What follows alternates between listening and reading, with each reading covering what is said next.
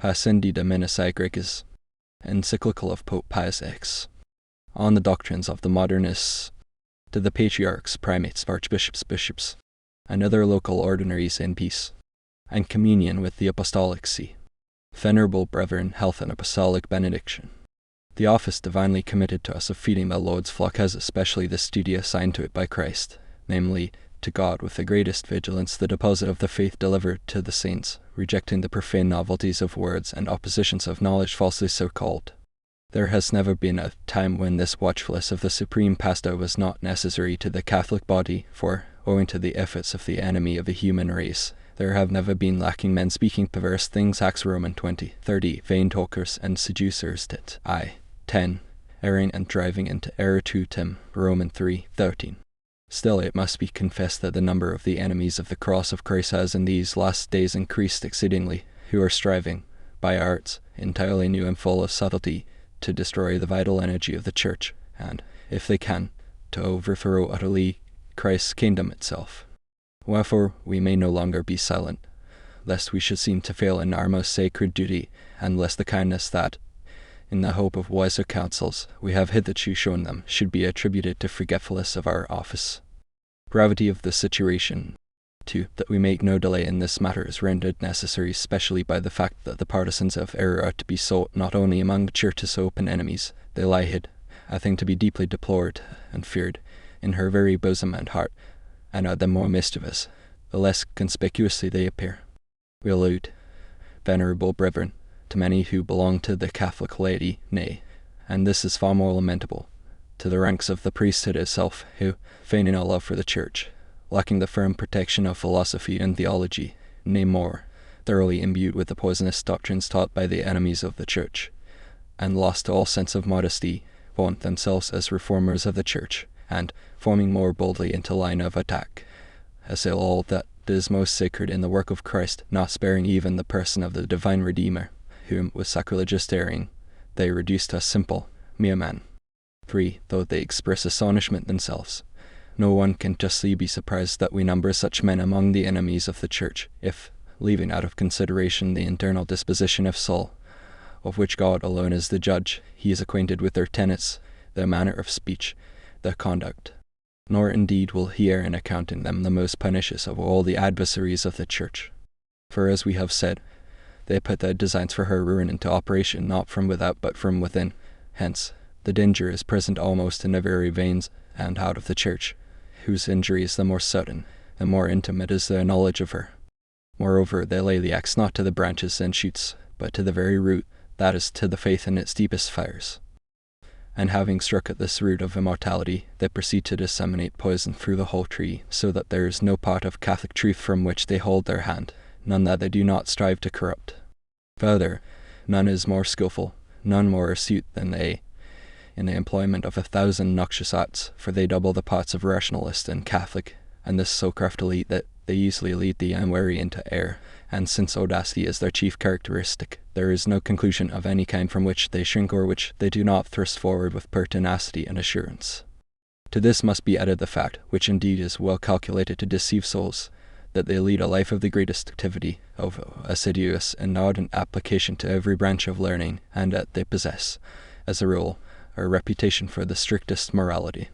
Finally, and this almost destroys all hope of cure, their very doctrines have given such a bent to their minds, that they disdain all authority and brook no restraint, and relying upon a false conscience, they attempt to ascribe to a love of truth that which is in reality the result of pride and obstinacy. Once indeed we had hopes of recalling them to a better sense, and to this end we first of all showed them kindness as our children, then we treated them with severity, and at last we have had recourse, though with great reluctance, to public reproof. But you know, venerable brethren, how fruitless has been our action. They bowed their head for a moment, but it was soon uplifted more arrogantly than ever. If it were a matter which concerned them alone, we might perhaps have overlooked it, but the security of the Catholic name is at stake. Wherefore, as to maintain it longer would be a crime, we must now break silence, in order to expose before the whole Church in their true colours those men who have assumed this bad disguise. To vision of the Encyclical.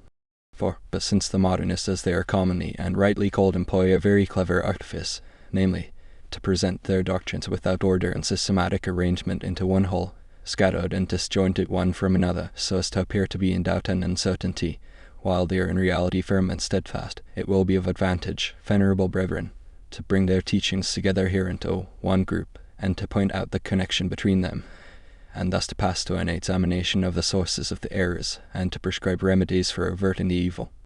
Analysis of modernist teaching.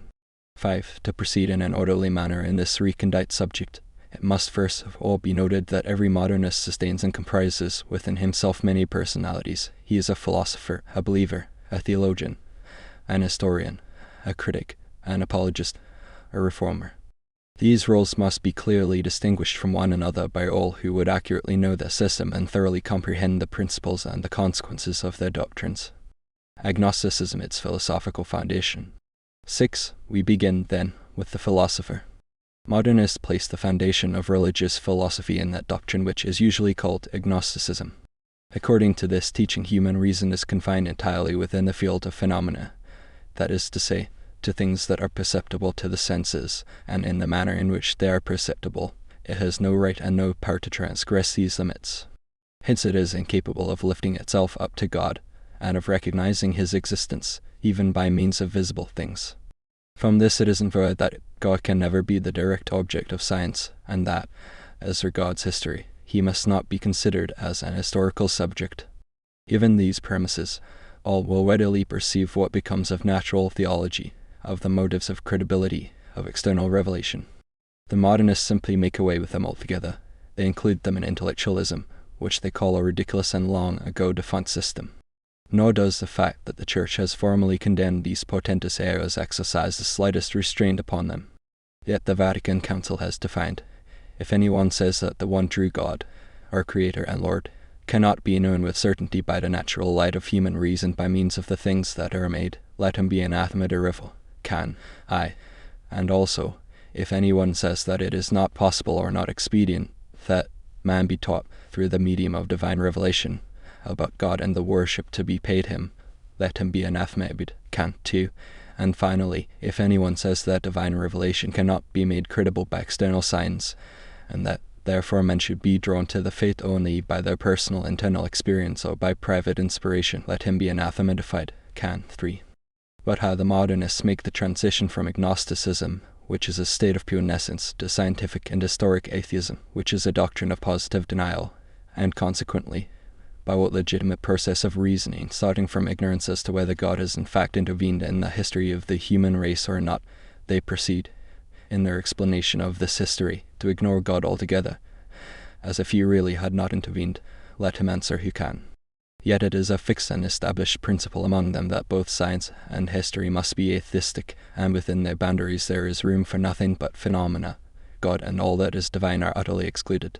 We shall soon see clearly what, according to this most absurd teaching, must be held touching the most sacred person of Christ, what concerning the mysteries of his life and death, and of his resurrection and ascension into heaven. Vital immanence. 7. However, this agnosticism is only the negative part of the system of the modernists. The positive side of it consists in what they call vital immanence.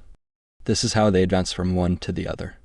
Religion, whether natural or supernatural, must, like every other fact, admit of some explanation.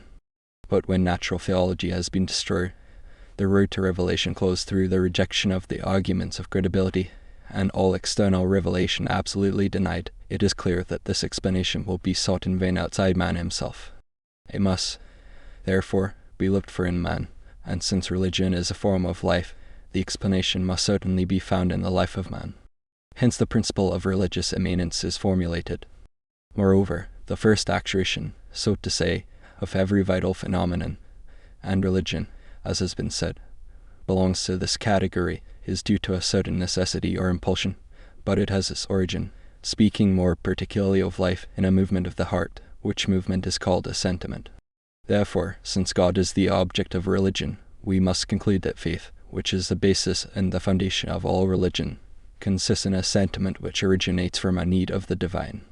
This need of the divine, which is experienced only in special and favorable circumstances, cannot, of itself, pertain to the domain of consciousness. It is at first latent within the consciousness, or, to borrow a term from modern philosophy, in the subconsciousness, where also its roots lies hidden and undetected.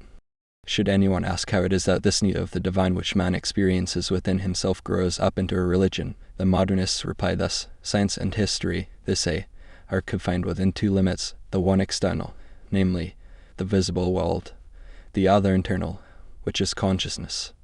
When one or other of these boundaries has been reached, there can be no further progress, for beyond is the unknowable. In presence of this unknowable, whether it is outside man and beyond the visible world of nature, or lies hidden within in a subconsciousness, the need of the divine, according to the principles of Fideism, excites in a soul with the propensity towards religion a certain special sentiment, without any previous advertence of the mind, and this sentiment possesses, implied within itself both as its own object and as its intrinsic cause, the reality of the divine, and in a way unites man with God. It is this sentiment to which modernists give the name of faith, and this it is which they consider the beginning of religion. 8. But we have not yet come to the end of their philosophy, or, to speak more accurately, their folly. For modernism finds in this sentiment not faith only, but with and in faith, as they understand it. Revelation, they say, abides. For what more can one require for revelation? Is not that religious sentiment which is perceptible in the consciousness revelation, or at least the beginning of revelation? Nay, is not God himself, as he manifests himself to the soul, indistinctly, it is true, in this same religious sense, revelation? And they add, since God is both the object and the cause of faith, this revelation is at the same time of God and from God, that is, God is both the revealer and the revealed. Hence, venerable brethren, springs that ridiculous proposition of the modernists, that every religion, according to the different aspect under which it is viewed, must be considered as both natural and supernatural. Hence it is that they make consciousness and revelation synonymous. Hence the law, according to which religious consciousness is given as the universal rule, to be put on an equal footing with revelation, and to which all must submit, even the supreme authority of the Church, whether in its teaching capacity, or in that of legislator in the province of sacred liturgy or discipline. The formation of religious history the consequence. 9. However, in all this process, from which, according to the modernists, faith and revelation spring, one point is to be particularly noted, for it is of capital importance on account of the historico-critical corollaries which are deduced from it. For the unknowable they talk of does not present itself to faith as something solitary and isolated, but rather in close conjunction with some phenomenon, which, though it belongs to the realm of science and history, yet to some extent oversteps their bounds. Such a phenomenon may be an act of nature containing within itself something mysterious, or it may be a man, whose character, actions, and words cannot, apparently, be reconciled with the ordinary laws of history. Then faith, attracted by the unknowable which is united with the phenomenon, possesses itself of the whole phenomenon, and, as it were, permeates it with its own life. From this two things follow. The first is a sort of transfiguration of the phenomenon, by its elevation above its own true conditions, by which it becomes more adapted to that form of the divine which faith will infuse into it. The second is a kind of disfigurement, which springs from the fact that faith, which has made the phenomenon independent of the circumstances of place and time, attributes to it qualities which it has not, and this is true particularly of the phenomena of the past, and the older they are, the truer it is. From these two principles the modernists deduce two laws, which, when united with a third which they have already got from agnosticism, constitute the foundation of historical criticism. We will take an illustration from the person of Christ. In the person of Christ, they say, science and history encounter nothing that is not human. Therefore, in virtue of the first canon deduced from agnosticism, whatever there is in his history suggestive of the divine must be rejected. Then, according to the second canon, the historical person of Christ was transfigured by faith. Therefore, everything that raises it above historical conditions must be removed. Lately, the third canon, which lays down that the person of Christ has been disfigured by faith, requires that everything should be excluded, deeds and words and all else that is not in keeping with his character, circumstances and education, and with the place and time in which he lived.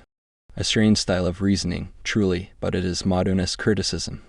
10. Therefore, the religious sentiment, which through the agency of vital immanence emerges from the lurking places of the subconsciousness, is the germ of all religion, and the explanation of everything that has been or ever will be in any religion. The sentiment, which was at first only rudimentary and almost formless, gradually matured, under the influence of that mysterious principle from which it originated, with the progress of human life, of which, as has been said, it is a form. This, then, is the origin of all religion, even supernatural religion. It is only a development of this religious sentiment. Nor is the Catholic religion an exception.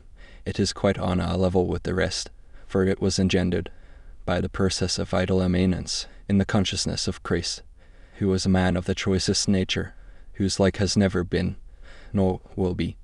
Those who hear these audacious, these sacrilegious assertions, are simply shocked. And yet, venerable brethren, these are not merely the foolish babblings of infidels. There are many Catholics, yea, and priests too, who say these things openly, and they boast that they are going to reform the Church by these ravings. There is no question now of the old error, by which a sort of right to the supernatural order was claimed for the human nature. We have gone far beyond that. We have reached the point when it is affirmed that our most holy religion, in the man Christ as in us, emanated from nature spontaneously and entirely.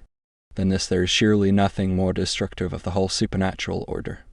Wherefore the Vatican Council most justly decree, if anyone says that man cannot be raised by God to a knowledge and perfection which surpasses nature, but that he can ensured, by his own efforts and by constant development, attain finally to the possession of all truth and good, let him be anathema de revel. Can. 3. The origin of dogmas.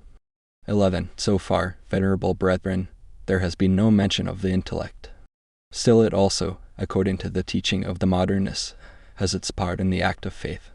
And it is of importance to see how, in the sentiment of which we have frequently spoken, since sentiment is not knowledge, God indeed presents himself to man, but in a manner so confused and indistinct that he can hardly be perceived by the believer.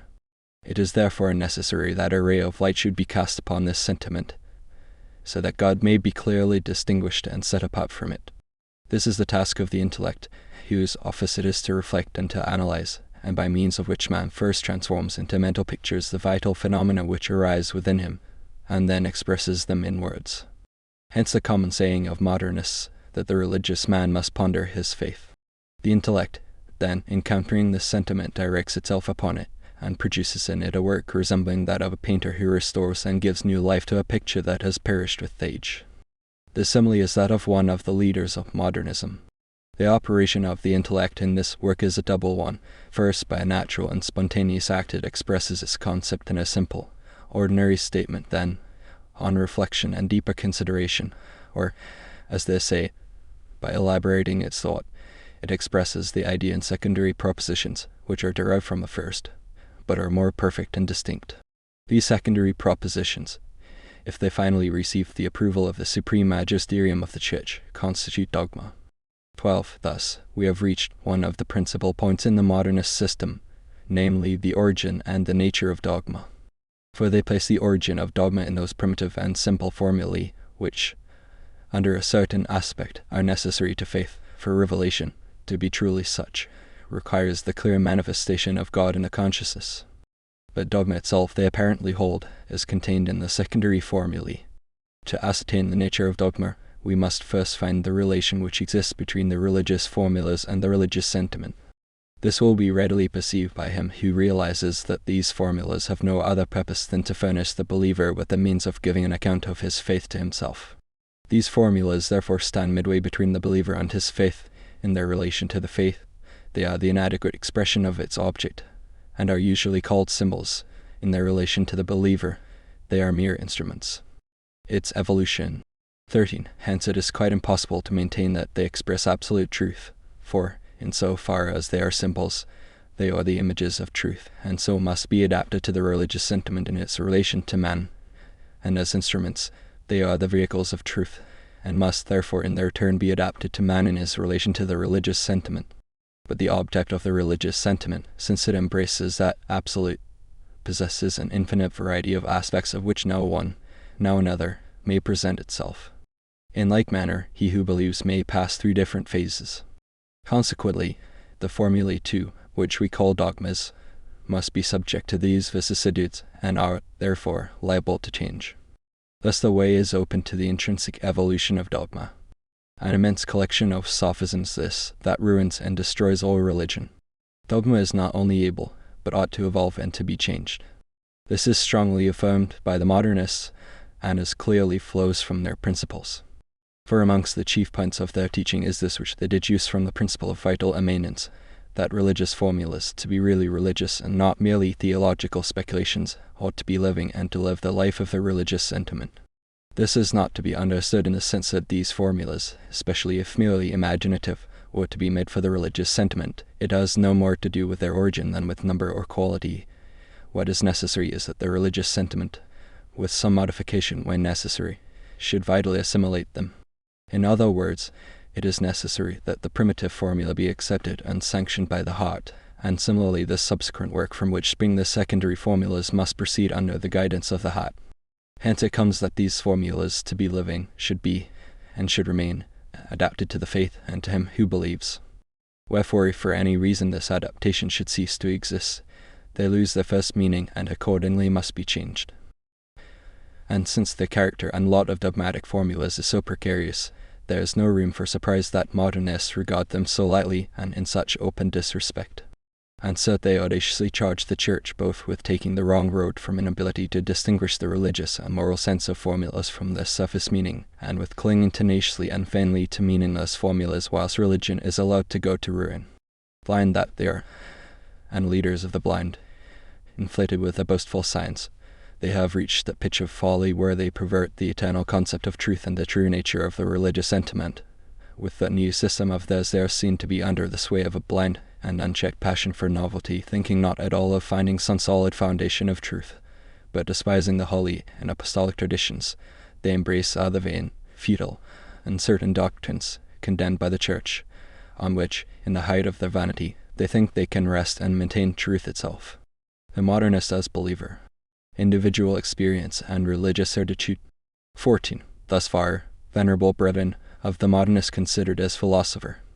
Now if we proceed to consider him as believer, seeking to know how the believer, according to modernism, is differentiated from the philosopher, it must be observed that, although the philosopher recognizes as the object of faith the divine reality, still this reality is not to be found but in the heart of the believer, as being an object of sentiment and affirmation, and therefore confined within the sphere of phenomena, but as to whether it exists outside that sentiment and affirmation is a matter which in no way concerns this philosopher. For the modernist believer, on the contrary, it is an established and certain fact that the divine reality does really exist in itself and quite independently of the person who believes in it. If you ask on what foundation this assertion of the believer rests, they answer, in the experience of the individual. On this head the modernists differ from the rationalists only to fall into the opinion of the Protestants and pseudo-mystics. This is their manner of putting the question. In a religious sentiment, one must recognize a kind of intuition of the heart which puts man in immediate contact with the very reality of God, and infuses such a persuasion of God's existence and his action both within and without man as to excel greatly any scientific conviction. They assert, therefore, the existence of a real experience, and one of a kind that surpasses all rational experience. If this experience is denied by some, like the rationalists, it arises from the fact that such persons are unwilling to put themselves in the moral state which is necessary to produce it. It is this experience which, when a person acquires it, makes him properly and truly a believer. How far off we are here from Catholic teaching we have already seen in the decree of the Vatican Council. We shall see later how, with such theories, added to the other errors already mentioned, the way is opened wide for atheism. Here it is well to note at once that, given this doctrine of experience united with the other doctrine of symbolism, every religion, even that of paganism, must be held to be true. What is to prevent such experiences from being met within every religion? In fact, that they are to be found is asserted by not a few. And with what right will modernists deny the truth of an experience affirmed by a follower of Islam? With what right can they claim true experiences for Catholics alone? Indeed, modernists do not deny but actually admit, some confusedly, others in the most open manner, that all religions are true. That they cannot feel otherwise is clear. For on what ground, according to their theories, could falsity be predicated of any religion whatsoever? It must be certainly on one of these two, either on account of the falsity of the religious sentiment or on account of the falsity of the formula pronounced by the mind. Now the religious sentiment, although it may be more perfect or less perfect, is always one and the same, and the intellectual formula, in order to be true, has but to respond to the religious sentiment and to the believer, whatever be the intellectual capacity of the latter. In the conflict between different religions, the most that modernists can maintain is that the Catholic has more truth because it is more living, and that it deserves with more reason the name of Christian because it corresponds more fully with the origins of Christianity. That these consequences flow from the premises will not seem unnatural to anybody. But what is amazing is that there are Catholics and priests who, we would fain believe, abhor such enormities yet act as if they fully approved of them. For they heap such praise and bestow such public honour on the teachers of these errors as to give rise to the belief that their admiration is not meant merely for the persons, who are perhaps not devoid of a certain merit, but rather for the errors which these persons openly profess and which they do all in their power to propagate. Religious experience and tradition. 15. But this doctrine of experience is also under another aspect entirely contrary to Catholic truth. It is extended and applied to tradition, as hitherto understood by the Church, and destroys it. By the modernists, tradition is understood as a communication to others through preaching by means of the intellectual formula of an original experience. To this formula, in addition to its representative value, they attribute a species of suggestive efficacy which acts both in the person who believes to stimulate the religious sentiment should it happen to have grown sluggish and to renew the experience once acquired, and in those who do not yet believe to awake for the first time the religious sentiment in them and to produce the experience. In this way is religious experience propagated among the peoples, and not merely among contemporaries by preaching, but among future generations both by books and by oral transmission from one to another. Sometimes this communication of religious experience takes root and thrives. At other times it withers at once and dies. For the modernists, to live is a proof of truth, since for them life and truth are one and the same thing. Hence again it is given to us to infer that all existing religions are equally true, for otherwise they would not live. Faith and science. 16. Having reached this point, venerable brethren, we have sufficient material in hand to enable us to see the relations which modernists establish between faith and science, including history also under the name of science. And in the first place it is to be held that the object of the one is quite extraneous to and separate from the object of the other.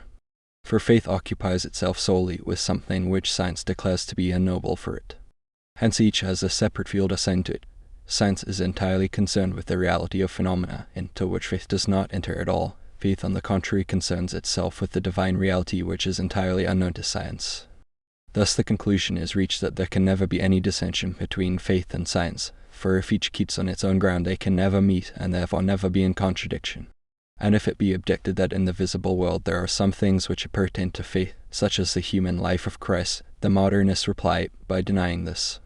For though such things come within the category of phenomena, still in as far as they are lived by faith and in the way already described have been by faith transfigured and disfigured, they have been removed from the world of sense and translated to become material for the divine. Hence should it be further asked whether Christ has wrought real miracles and made real prophecies, whether he rose truly from the dead and ascended into heaven, the answer of agnostic science will be in the negative and the answer of faith in the affirmative, yet there will not be, on that account, any conflict between them. For it will be denied by the philosopher as philosopher, speaking to philosophers and considering Christ only in his historical reality, and it will be affirmed by the speaker, speaking to believers and considering the life of Christ as lived again by the faith and in the faith. Faith subject to science. 17. Yet, it would be a great mistake to suppose that, given these theories, one is authorized to believe that faith and science are independent of one another. On the side of science the independence is indeed complete, but it is quite different with regard to faith, which is subject to science not on one but on three grounds. For in the first place it must be observed that in every religious fact, when you take away the divine reality and the experience of it which the believer possesses, everything else, and especially the religious formulas of it, belongs to the sphere of phenomena and therefore falls under the control of science. Let the believer leave the world if he will, but so long as he remains in it he must continue, whether he like it or not, to be subject to the laws, the observation, the judgments of science and of history. Further, when it is said that God is the object of faith alone, the statement refers only to the divine reality, not to the idea of God. The latter also is subject to science, which while it philosophizes in what is called the logical order, so is also to the absolute and the ideal. It is therefore the right of philosophy and of science to form conclusions concerning the idea of God, to direct it in its evolution and to purify it of any extraneous elements which may become confused with it. Finally, man does not suffer a dualism to exist in him, and the believer therefore feels within him an impelling need so to harmonize faith with science, that it may never oppose the general conception which science sets forth concerning the universe. Thus it is evident that science is to be entirely independent of faith, while on the other hand, and notwithstanding that they are supposed to be strangers to each other, faith is made subject to science. All this, venerable brothers, is in formal opposition with the teachings of our predecessor, Pius IX, where he lays it down that, in matters of religion, it is the duty of philosophy not to command but to serve, but not to prescribe what is to be believed, but to embrace what is to be believed with reasonable obedience, not to scrutinize the depths of the mysteries of God, but to venerate them devoutly and humbly. The modernists completely invert the pots, and to them may be applied the words of another predecessor of ours, Gregory Roman IX. Addressed to some theologians of his time, some among you, inflated like bladders with the spirit of vanity, strive by profane novelties to cross the boundaries fixed by the fathers. To the philosophical teaching of the rationals, not for the profit of their hearer, but to make our show of science, these, seduced by strange and eccentric doctrines, make the head of the till and force the queen to serve the servant. The methods of modernists. 18. This becomes still clearer to anybody who studies the conduct of modernists, which is in perfect harmony with their teachings. In the writings and addresses, they seem not infrequently to advocate now one doctrine, now another, so that one would be disposed to regard them as vague and doubtful. But there is a reason for this, and it is to be found in their ideas as to the mutual separation of science and faith. Hence in their books you find some things which might well be expressed by a Catholic, but in the next page you find other things which might have been dictated by a rationalist. When they write history, they make no mention of the divinity of Christ, but when they are in the pulpit, they profess it clearly. Again, when they write history, they pay no heed to the fathers and the councils, but when they catechize the people, they cite them respectfully. In the same way, they draw their distinctions between theological and pastoral exegesis and scientific and historical exegesis. So, too, acting on the principle that science in no way depends upon faith, when they treat of philosophy, history, criticism, feeling no horror at treading in the footsteps of Luther, they are wont to display a certain contempt for Catholic doctrines, or the Holy Fathers, for the ecumenical councils, for the ecclesiastical magisterium, and should they be rebuked for this, they complain that they are being deprived of their liberty. Lastly, guided by the theory that faith must be subject to science, they continuously and openly criticize the Church because of her sheer obstinacy in refusing to submit and accommodate her dogmas to the opinions of philosophy, while they, on their side, after having blotted out the old theology, endeavor to introduce a new theology which shall follow the vagaries of their philosophers. The modernist as theologian. His principles, immanence and symbolism.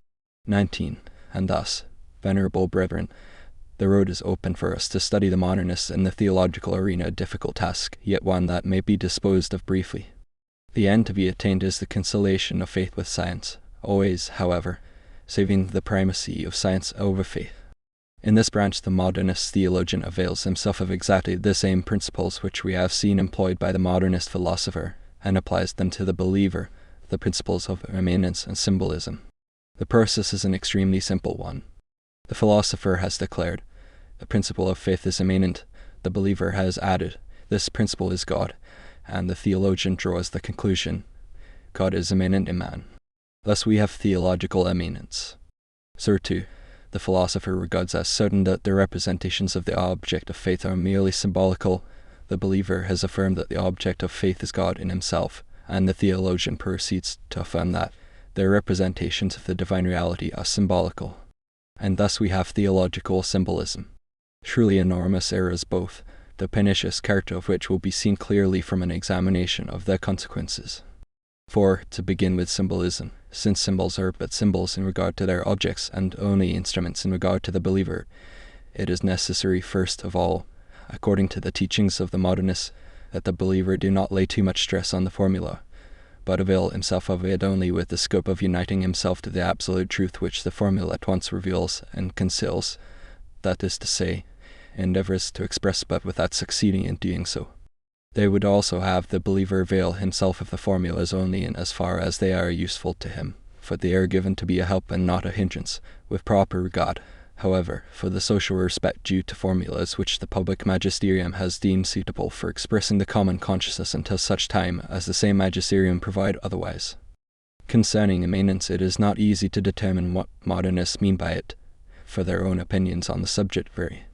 Some understand it in the sense that God working in man is more intimately present in him than man is in even himself, and this conception, if properly understood, is free from reproach. Others hold that the divine action is one with the action of nature, as the action of the first cause is one with the action of the secondary cause, and this would destroy the supernatural order. Others, finally, explain it in a way which savours of pantheism, and this, in truth, is the sense which tallies best with the rest of their doctrines. 20. With this principle of immanence is connected another which may be called the principle of divine permanence. It differs from the first in much the same way as the private experience differs from the experience transmitted by tradition.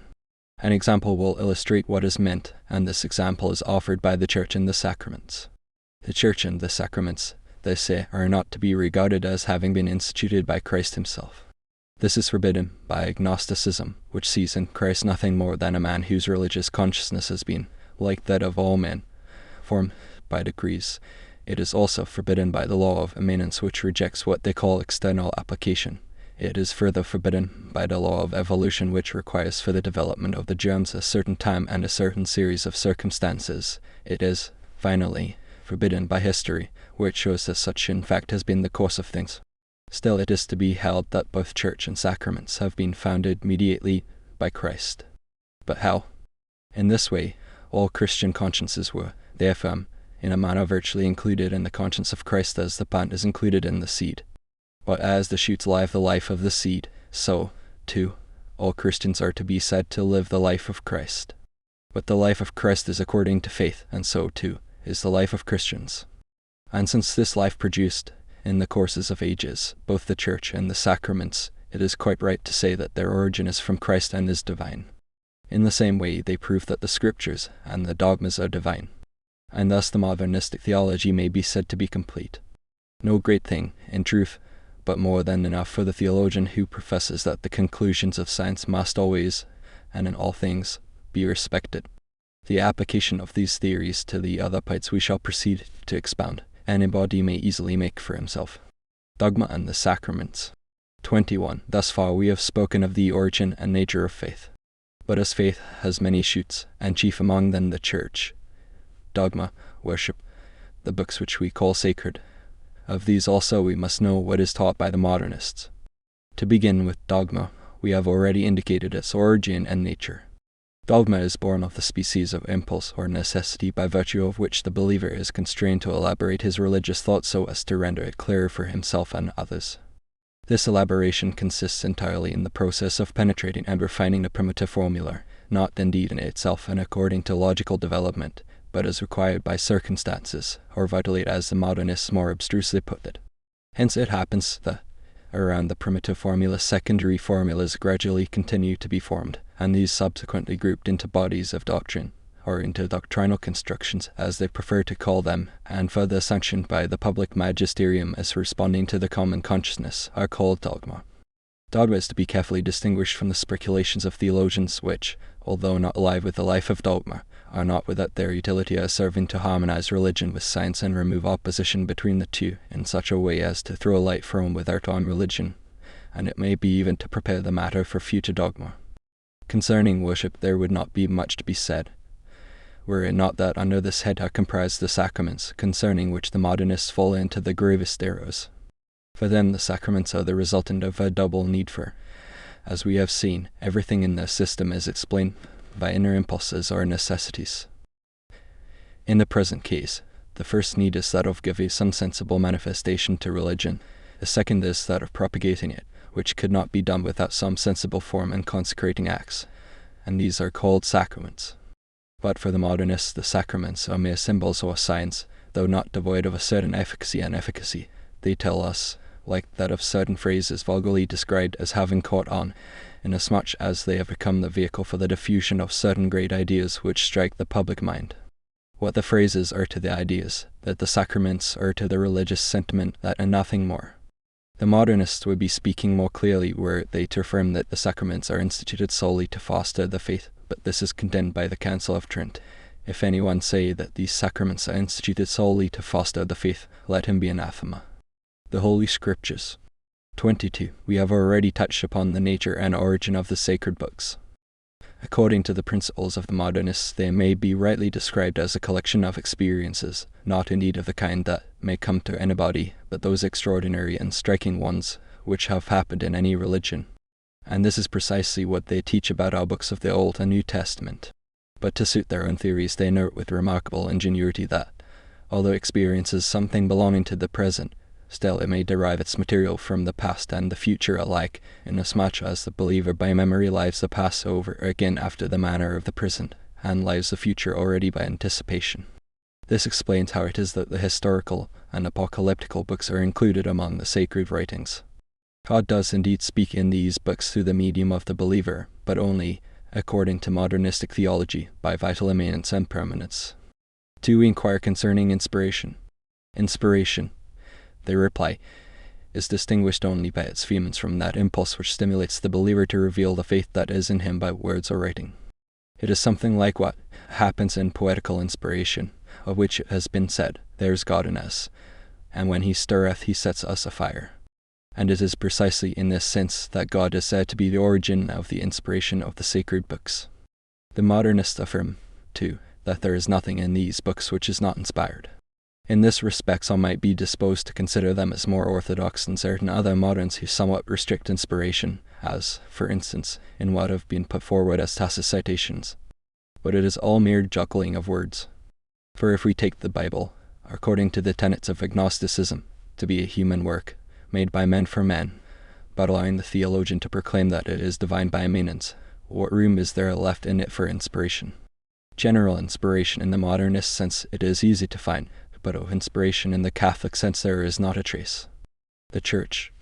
23. A wider field for comment is opened when you come to treat of the vagaries devised by the modernist school concerning the Church.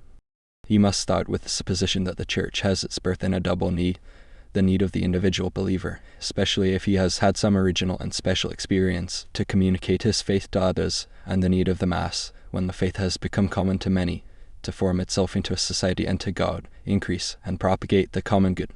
What, then, is the Church? It is the product of the collective conscience, that is to say of the society of individual consciences which, by virtue of the principle of vital permanence, all depend on one first believer, who for Catholics is Christ. Now every society needs a directing authority to guide its members towards the common end, to conserve prudently the elements of cohesion which in a religious society are doctrine and worship. Hence the triple authority in the Catholic Church, disciplinary, dogmatic, liturgical. The nature of this authority is to be gathered from its origin, and its rights and duties from its nature. In past times it was a common error that authority came to the Church from without, that is to say directly from God, and it was then rightly held to be autocratic. But his conception had now grown obsolete.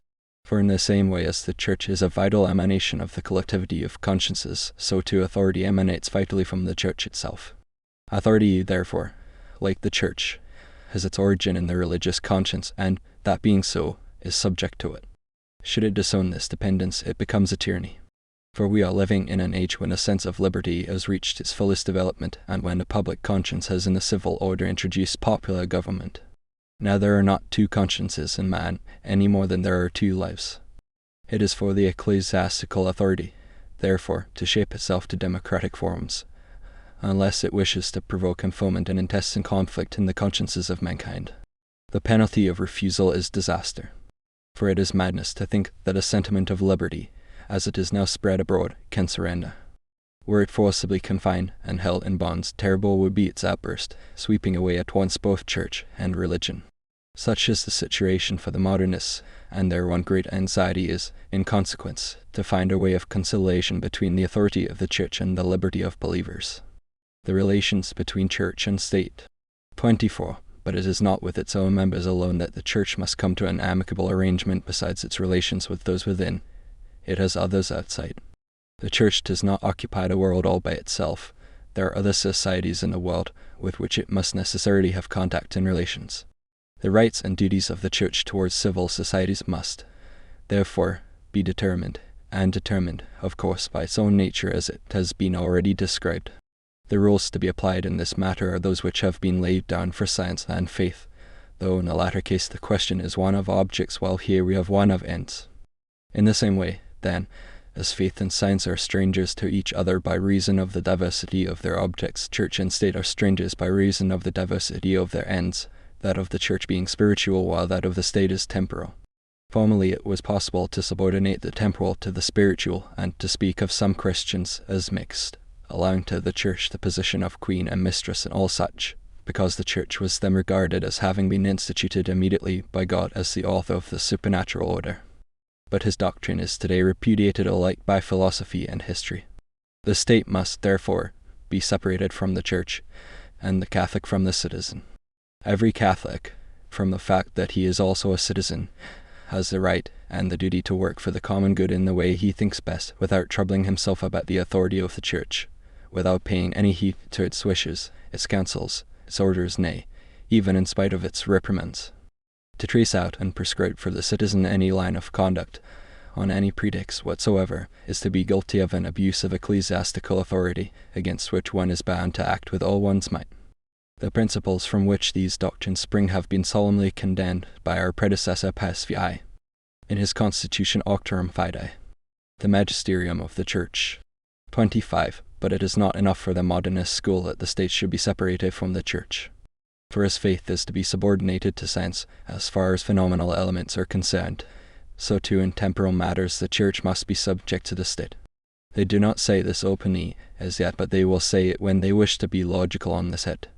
For given the principle that in temporal matters the state possesses absolute mastery, it will follow that when the believer, not fully satisfied with his merely internal acts of religion, proceeds to external acts, such for instance as the administration or reception of the sacraments, these will fall under the control of the state.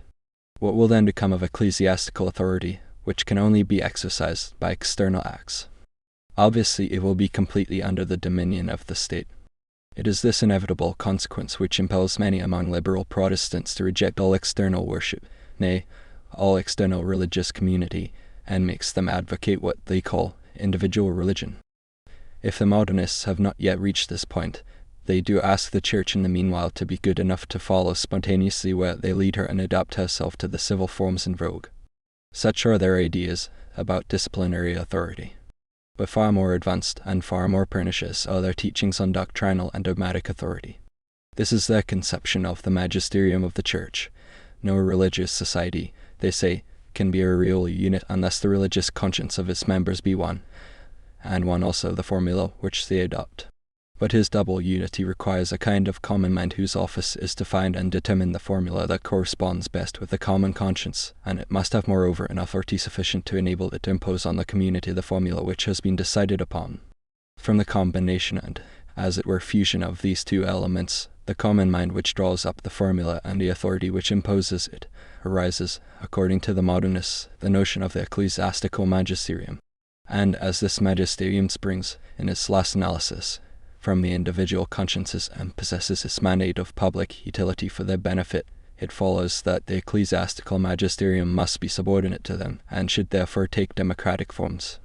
To prevent individual consciences from revealing freely and openly the impulses they feel, to hinder criticism from impelling dogmas towards their necessary evolutions, this is not a legitimate use, but an abuse of a power given for the public utility.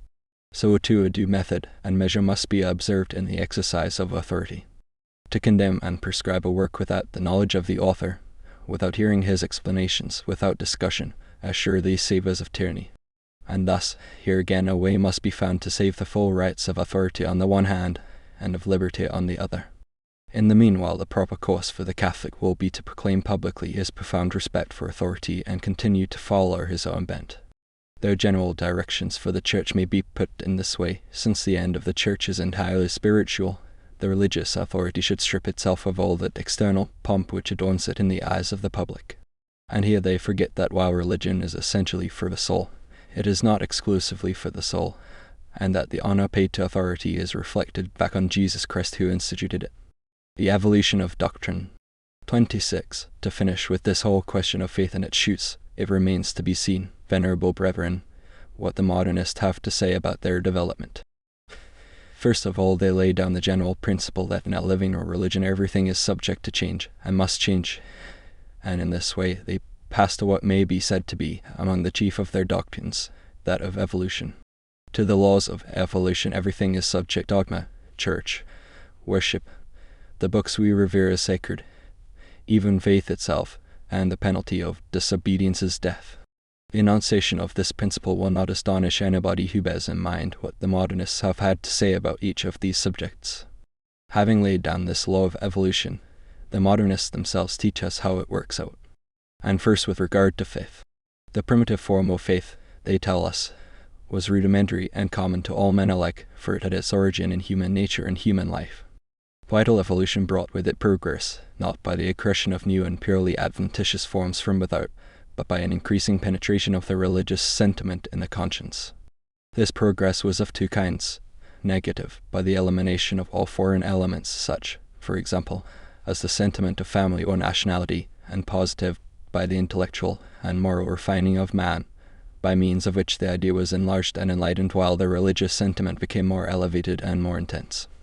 For the progress of faith no other causes are to be assigned than those which are adduced to explain its origin, but to them must be added those religious geniuses whom we call prophets, and of whom Christ was the greatest, both because in their lives and their words there was something mysterious which faith attributed to the divinity, and because it fell to their lot to have new and original experiences fully in harmony with the needs of their time.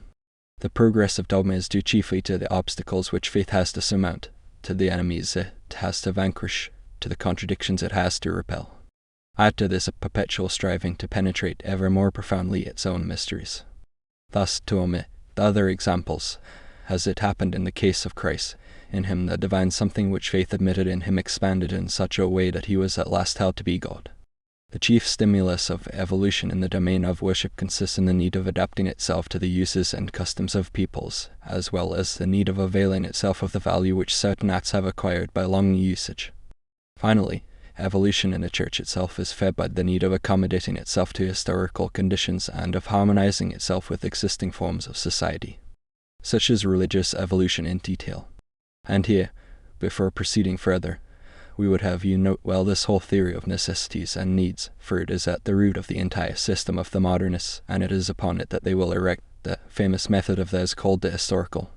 27. Still continuing the consideration of the evolution of doctrine, it is to be noted that evolution is due no doubt to those stimulant-style needs, but, if left to their action alone, it would run a great risk of bursting the bounds of tradition, and thus, turned aside from its primitive vital principle, would lead to ruin instead of progress. Hence, studying more closely the ideas of the modernists, evolution is described as resulting from the conflict of two forces, one of them tending towards progress, the other towards conservation. The conserving force in the Church is tradition, and tradition is represented by religious authority, and this both by right and in fact, for by right it is in the very nature of authority to protect tradition, and, in fact, for authority, raised as it is above the contingencies of life, feels hardly, or not at all, the spurs of progress. The progressive force, on the contrary, which responds to the inner needs, lies in the individual consciences and ferments there, especially in such of them as are in most intimate contact with life. Note here, venerable brethren, the appearance already of that most pernicious doctrine which would make of the laity a factor of progress in the Church. Now it is by a species of compromise between the forces of conservation and of progress, that is to say, between authority and individual consciences, that changes and advances take place. The individual consciences of some of them act on the collective conscience, which brings pressure to bear on the depositaries of authority until the latter consent to a compromise, and, the pact being made, authority sees to its maintenance. With all this in mind, one understands how it is that the modernists express astonishment when they are reprimanded or punished. What is imputed to them as a fault they regard as a sacred duty. Being in intimate contact with consciences, they know better than anybody else, and certainly better than the ecclesiastical authority, what needs exist, nay, they embody them, so to speak, in themselves. Having a voice and a pen, they use both publicly, for this is their duty. Let authority rebuke them as much as it pleases, they have their own conscience on their side and an intimate experience which tells them with certainty that what they deserve is not blame but praise. Then they reflect that, after all, there is no progress without a battle, and no battle without its victim, and victims they are willing to be like the prophets and Christ himself. They have no bitterness in their hearts against the authority which uses them roughly, for after all, it is only doing its duty as authority. Their sole grief is that it remains deaf to their warnings, because delay multiplies the obstacles which impede the progress of souls, but the hour will most surely come when there will be no further chance for tergiversation, for if the laws of evolution may be checked for a while, they cannot be ultimately destroyed. And so they go their way, reprimands and condemnations notwithstanding, masking an incredible audacity under a mock semblance of humility. While they make a show of bowing their heads, their hands and minds are more intent than ever on carrying out their purposes. And this policy they follow willingly and wittingly, both because it is part of the system that authority is to be stimulated but not dethroned, and because it is necessary for them to remain within the ranks of the Church in order that they may gradually transform the collective conscience, thus unconsciously avowing that the common conscience is not with them, and that they have no right to claim to be its interpreters. 28. Thus then, venerable brethren, for the modernists, both as authors and propagandists, there is to be nothing stable, nothing immutable in the Church. Nor indeed are they without precursors in their doctrines, for it was of these that our predecessor Pius Roman IX wrote, "These enemies of divine revelation extol human progress to the skies, and with rash and sacrilegious daring would have it introduced into the Catholic religion as if this religion were not the work of God but of man, or some kind of philosophical discovery susceptible of perfection by human efforts." On the subject of revelation and dogma in particular, the doctrine of the modernists offers nothing new. We find it condemned in the syllabus of Pius Roman IX, where it is enunciated in these terms: divine revelation is imperfect, and therefore subject to continual and indefinite progress, corresponding with the progress of human reason, and condensed still more solemnly in the Vatican Council. The doctrine of the faith which God has revealed has not been proposed to human intelligences to be perfected by them as if it were a philosophical system. Hence the sense, too, of the sacred dogmas is that which our Holy Mother the Church has once declared, nor is the sense ever to be abandoned on plea or pretext of a more profound comprehension of the truth. Nor is the development of our knowledge, even concerning the faith, impeded by this pronouncement. On the contrary, it is aided and promoted. For the same counsel continues, "Let intelligence and science and wisdom, therefore, increase and progress abundantly and vigorously in individuals and in the mass, in the believer and in the whole Church, throughout the ages and the centuries, but only in its own kind." That is, according to the same dogma, the same sense, the same acceptation. The modernist as historian and critic. 29. After having studied the modernist as philosopher, believer, and theologian, it now remains for us to consider him as historian, critic, apologist, reformer. 30. Some modernists, devoted to historical studies, seem to be greatly afraid of being taken for philosophers. About philosophy, I tell you, they know nothing whatever, and in this they display remarkable astuteness, for they are particularly anxious not to be suspected of being prejudiced in favor of philosophical theories which would lay them open to the charge of not being objective, to use the word in vogue. And yet the truth is that their history and their criticism are saturated with their philosophy, and that their historico-critical conclusions are the natural fruit of their philosophical principles. This will be patent to anybody who reflects. Their three first laws are contained in those three principles of their philosophy already dealt with: the principle of agnosticism, the principle of the transfiguration of things by faith, and the principle which we have called of disfiguration. Let us see what consequences flow from each of them. Agnosticism tells us that history, like every other science, deals entirely with phenomena, and the consequence is that God, and every intervention of God in human affairs, is to be relegated to the domain of faith as belonging to it alone. In things where a double element, the divine and the human, mingles in Christ, for example, or the Church, or the sacraments, or the many other objects of the same kind, a division must be made and the human element assigned to history while the divine will go to faith. Hence we have that distinction, so current among the modernists, between the Christ of history and the Christ of faith, between the sacraments of history and the sacraments of faith, and so on. Next we find that the human element itself, which the historian has to work on, as it appears in the documents, has been by faith transfigured, that is to say raised above its historical conditions. It becomes necessary, therefore, to eliminate also the accretions which faith has added, to assign them to faith itself and to the history or faith.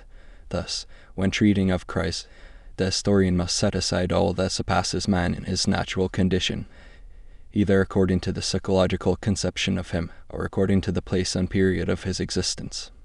Finally, by virtue of the third principle, even those things which are not outside this sphere of history, they pass through the crucible, excluding from history and relegating to faith everything which, in their judgment, is not in harmony with what they call the logic of facts and in character with the persons of whom they are predicated. Thus, they will not allow that Christ ever uttered those things which do not seem to be within the capacity of the multitudes that listen to him. Hence they delete from Israel history and transfer to faith all the allegories found in his discourses. Do you inquire as to the criterion they adopt to enable them to make these divisions? The reply is that they argue from the character of the man, from his condition of life, from his education, from the circumstances under which the facts took place, in short, from criteria which, when one considers them well, are purely subjective. Their method is to put themselves into the position and person of Christ, and then to attribute to him what they would have done under like circumstances. In this way, absolutely a priori, and acting on philosophical principles which they admit they hold but which they affect to ignore, they proclaim that Christ, according to what they call his real history, was not God and never did anything divine, and that, as man he did and said only what they, judging from the time in which he lived, can admit him to have said or done. Criticism and its principles.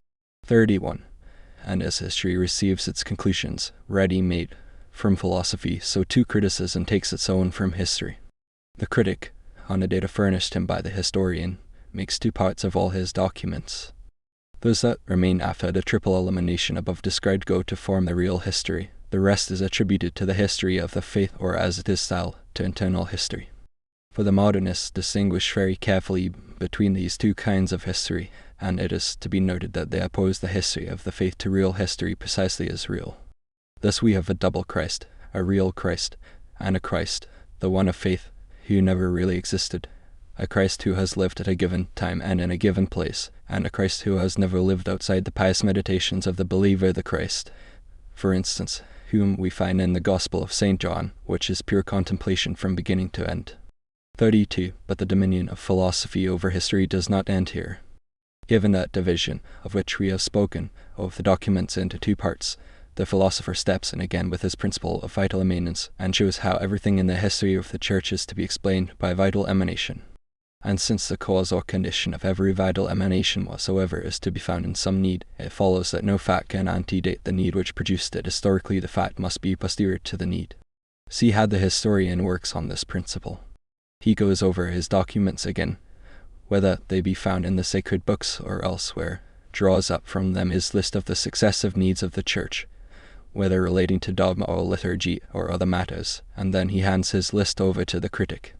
The critic takes in hand the documents dealing with the history of faith and distributes them, period by period, so that they correspond exactly with the list of needs, always guided by the principle that the narration must follow the facts, as the facts follow the needs. It may at times happen that some parts of the sacred scriptures, such as the epistles, themselves constitute the fact created by the need. Even so, the rule holds that the age of any document can only be determined by the age in which each need had manifested itself in the Church. Further, a distinction must be made between the beginning of a fact and its development, for what is born one day requires time for growth. Hence the critic must once more go over his documents, ranged as they are through the different ages, and divide them again into two parts, and divide them into two lots, separating those that regard the first stage of the facts from those that deal with their development, and these he must again arrange according to their periods. 33. Then the philosopher must come in again to impose on the historian the obligation of following in all his studies the precepts and laws of evolution. It is next for the historian to scrutinize his documents once more, to examine carefully the circumstances and conditions affecting the Church during the different periods, the conserving force she has put forth, the needs both internal and external that have stimulated her to progress, the obstacles she has had to encounter, in a word, everything that helps to determine the manner in which the laws of evolution have been fulfilled in her. This done, he finishes his work by drawing up in its broad lines a history of the development of the facts. The critic follows and fits in the rest of the documents with this sketch. He takes up his pen, and soon the history is made complete. Now we ask here, who is the author of this history? The historian. The critic? Assuredly, neither of these but the philosopher. From beginning to end, everything in it is a priori, and a priori in a way that reeks of heresy. These men are certainly to be pitied, and of them the apostle might well say, they became vain in their thoughts. Professing themselves to be wise, they became fools, Rom. I 21:22, but at the same time, they excite just indignation when they accuse the Church of torturing the texts, arranging and confusing them after its own fashion, and for the needs of its cause. In this they are accusing the Church of something for which their own conscience plainly reproaches them. How the Bible is dealt with.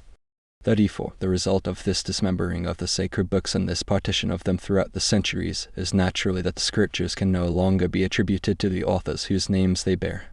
The modernists have no hesitation in affirming commonly that these books, and especially the Pentateuch and the first 3 Gospels, have been gradually formed by additions to a primitive brief narration, by interpolations of theological or allegorical interpretation, by transitions, by joining different passages together. This means, briefly, that in the sacred books we must admit a vital evolution, springing from and corresponding with evolution of faith. The traces of this evolution, they tell us, are so visible in the books that one might almost write a history of them. Indeed, this history they do actually write, and with such an easy security that one might believe them to have with their own eyes seen the writers at work through the ages amplifying the sacred books. To aid them in this, they called to their assistance that branch of criticism which they call textual, and labour to show that such a fact or such a phrase is not in its right place, and adducing other arguments of the same kind. They seem, in fact, to have constructed for themselves certain types of narration and discourses, upon which they base their decision as to whether a thing is out of place or not. Judge if you can how men with such a system are fitted for practicing this kind of criticism. To hear them talk about their works on the sacred books, in which they have been able to discover so much that is defective, one would imagine that before them nobody ever even glanced through the pages of Scripture, whereas the truth is that a whole multitude of doctors, infinitely superior to them in genius, in erudition, in sanctity, have sifted the sacred books in every way, and so far from finding imperfections in them, have thanked God more and more the deeper they have gone into them, for his divine bounty in having vouchsafed to speak thus to men. Unfortunately, these great doctors did not enjoy the same aids to study that are possessed by the modernists for their guide and rule, a philosophy borrowed from the negation of God, and a criterion which consists of themselves. We believe, then, that we have set forth with sufficient clearness the historical method of the modernists. The philosopher leads the way, the historian follows, and then in due order come internal and textual criticism. And since it is characteristic of the first cause to communicate its virtue to secondary causes, it is quite clear that the criticism we are concerned with is an agnostic, immanentist, and evolutionist criticism. Hence anybody who embraces it and employs it, makes profession thereby of the errors contained in it, and places himself in opposition to Catholic faith. This being so, one cannot but be greatly surprised by the consideration which is attached to it by certain Catholics. 2 causes may be assigned for this. First, the close alliance, independent of all differences of nationality or religion, which the historians and critics of this school have formed among themselves. Second, the boundless effrontery of these men. Let one of them but open his mouth and the others applaud him in chorus, proclaiming that science has made another step forward. Let an outsider but hint at a desire to inspect the new discovery with his own eyes, and they are on him in a body. Deny it, and you are an ignoramus. Embrace it, and defend it, and there is no praise too warm for you. In this way they win over any who, did they but realize what they are doing, would shrink back with horror. The impudence and the domineering of some, and the thoughtlessness and imprudence of others, have combined to generate a pestilence in the air which penetrates everywhere and spreads the contagion. But let us pass to the apologist. The modernist as apologist. 35. The modernist apologist depends in 2 ways on the philosopher. First, indirectly, inasmuch as his theme is history dictated, as we have seen, by the philosopher, and, secondly, directly, inasmuch as he takes both his laws and his principles from the philosopher. Hence that common precept of the modernist school that the new apologetics must be fed from psychological and historical sources. The modernist apologists, then, enter the arena by proclaiming to the rationalists that though they are defending religion, they have no intention of employing the data of the sacred books or the histories in current use in the Church, and composed according to old methods, but real history written on modern principles and according to rigorously modern methods. In all this they are not using an argumentum ad hominem, but are stating the simple fact that they hold, that the truth is to be found only in this kind of history. They feel that it is not necessary for them to dwell on their own sincerity in their writings. They are already known to and praised by the rationalists as fighting under the same banner, and they not only plume themselves on these encomiums, which are a kind of salary to them, but would only provoke nausea in a real Catholic, but use them as an offset to the reprimands of the Church. But let us see how the modernist conducts his apologetics. The aim he sets before himself is to make the non-believer attain that experience of the Catholic religion which, according to this system, is the basis of faith. There are two ways open to him, the objective and the subjective. The first of them proceeds from agnosticism. It tends to show that religion, and especially the Catholic religion, is endowed with such vitality as to compel every psychologist and historian of good faith to recognize that its history hides some unknown element. To this end it is necessary to prove that this religion, as it exists today, is that which was founded by Jesus Christ, that is to say, that it is the product of the progressive development of the germ which he brought into the world. Hence it is imperative first of all to establish what this germ was, and this the modernist claims to be able to do by the following formula. Christ announced the coming of the kingdom of God, which was to be realized within a brief lapse of time and of which he was to become the Messiah, the divinely given agent and ordiner. Then it must be shown how this germ, always immanent and permanent in the bosom of the Church, has gone on slowly developing in the course of history, adapting itself successively to the different mediums through which it has passed, borrowing from them by vital assimilation all the dogmatic, cultural, ecclesiastical forms that served its purpose, whilst, on the other hand, it surmounted all obstacles, vanquished all enemies, and survived all assaults and all combats.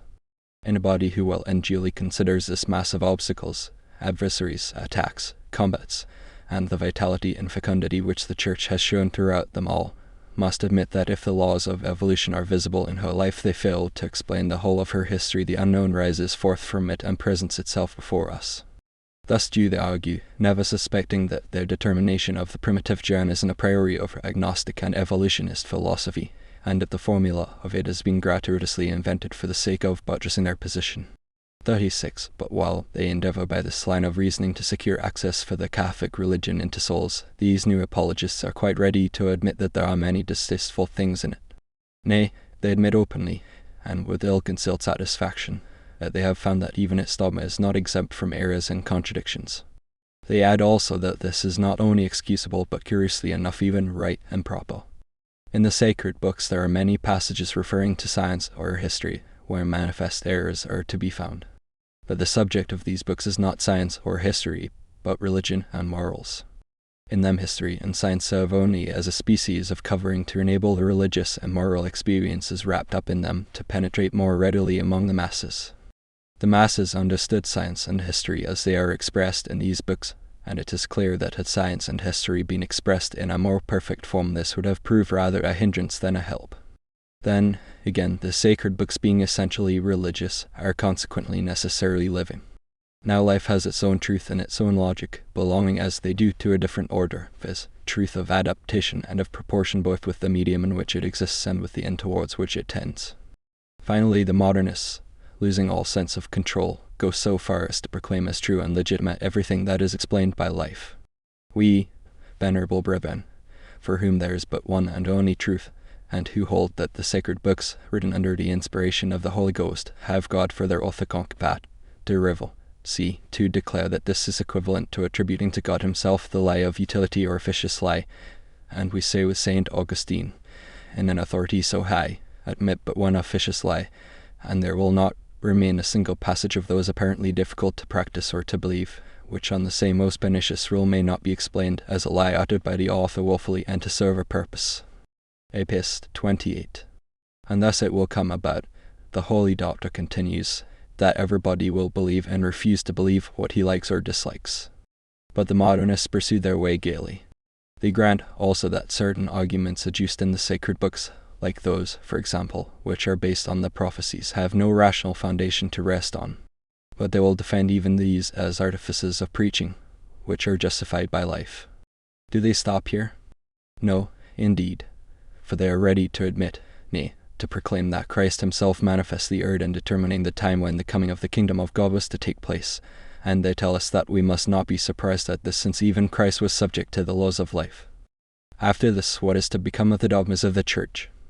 The dogmas brim over with flagrant contradictions, but what matter that, since, apart from the fact that vital logic accepts them, they are not repugnant to symbolical truth.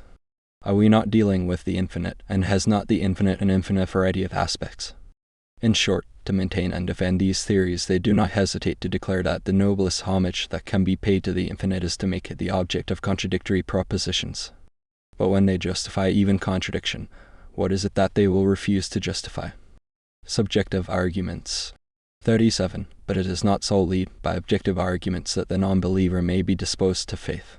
There are also subjective ones at the disposal of the modernists, and for those they return to their doctrine of immanence. They endeavour, in fact, to persuade the non-believer that down in the very deeps of his nature and his life lie the need and the desire for religion, and this not a religion of any kind, but the specific religion known as Catholicism, which, they say, is absolutely postulated by the perfect development of life. And here we cannot but deplore once more, and grievously, that there are Catholics who, while rejecting immanence as a doctrine, employ it as a method of apologetics, and who do this so prudently that they seem to admit that there is in human nature a true and rigorous necessity with regard to the supernatural order, and not merely a capacity and a suitability for the supernatural order, and not merely a capacity and a suitability for the supernatural, such as has at all times been emphasized by Catholic apologists. Truth to tell, it is only the moderate modernists who make this appeal to an exigency for the Catholic religion. As for the others, who might be called integralists, they were true to the non-believer, hidden away in the very depths of his being, the very germ which Christ himself bore in his conscience, and which he bequeathed to the world. Such, venerable brethren, is a summary description of the apologetic method of the modernists in perfect harmony, as ye may see, with their doctrines, methods, and doctrines brimming over with errors, made not for edification but for destruction, not for the formation of Catholics but for the plunging of Catholics into heresy, methods and doctrines that would be fatal to any religion. The modernist as reformer. 38. It remains for us now to say a few words about the modernist as reformer. From all that has preceded, some idea may be gained of the reforming mania which possesses them. In all Catholicism there is absolutely nothing on which it does not fasten. Reform of philosophy, especially in the seminaries, the scholastic philosophy is to be relegated to the history of philosophy among obsolete systems, and the young men are to be taught modern philosophy, which alone is true and suited to the times in which we live. Reform of theology.